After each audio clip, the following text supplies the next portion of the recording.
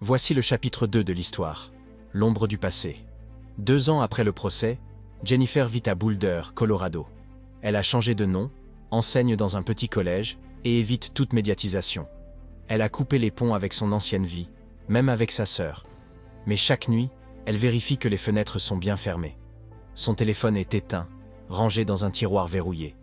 La paix est une illusion fragile.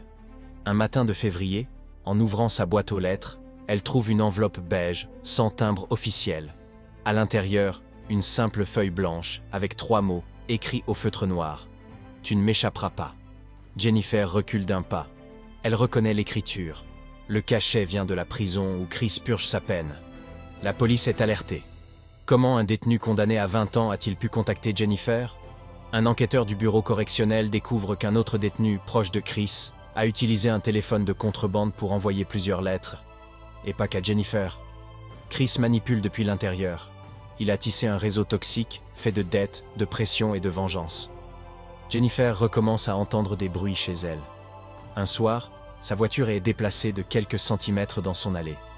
Rien n'est volé, rien n'est cassé, juste déplacé. Une nouvelle caméra est installée dans son salon par la police. Elle doit vivre avec cette surveillance, encore. Elle redevient prisonnière de sa peur, mais cette fois, il n'y a pas de contact direct. Juste le doute. Le silence. Un avocat de Chris demande une réduction de peine pour bonne conduite.